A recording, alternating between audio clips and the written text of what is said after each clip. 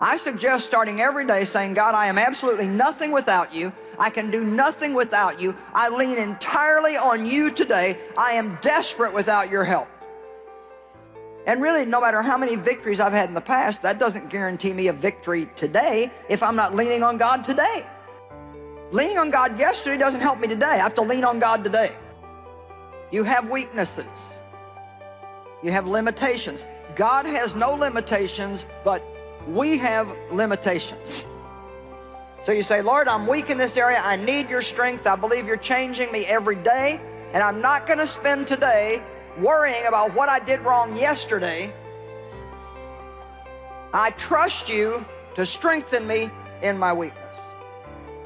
That our weaknesses really don't have to make that much difference if we know how to let God fill our weaknesses with his power. We get too overwrought about what we can't do, and we don't get excited enough about what God can do. You see, no matter what you can't do or what I can't do, God can do. And miracles don't come in can'ts, they come in cans.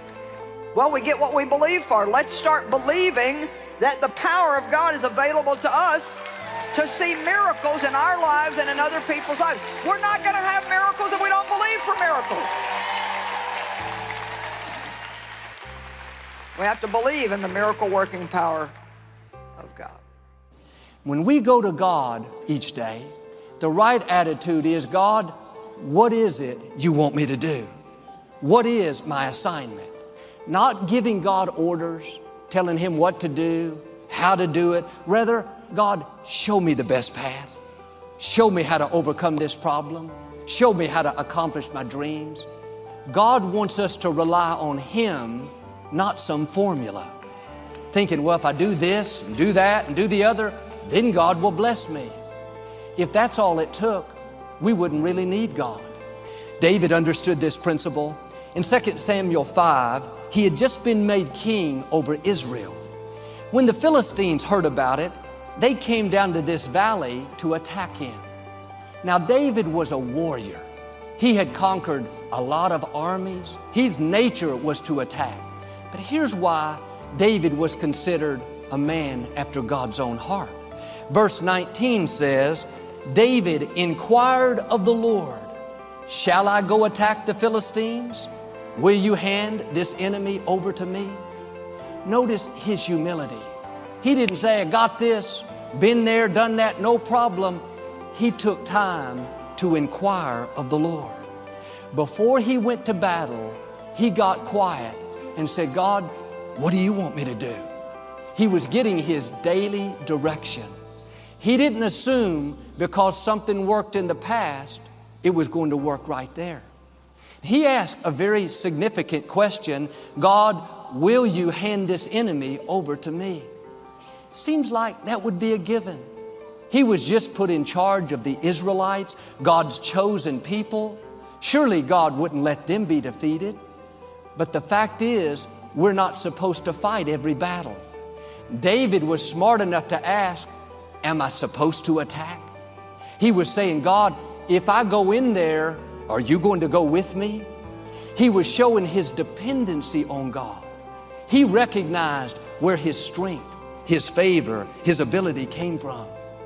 And sometimes we assume if there's an obstacle, there's something trying to stop us, there's no question, get in there and go to battle. God is on our side.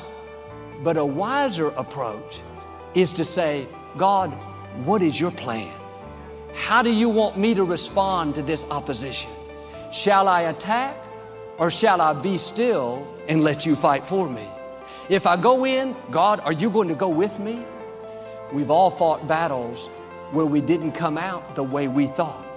Maybe it was because we didn't inquire of the Lord. Verse 19 goes on to say, the Lord said to David, go, for I will surely hand the Philistines over to you. Once he got clear direction, once he knew he had God's blessing, he went down there and defeated the Philistines.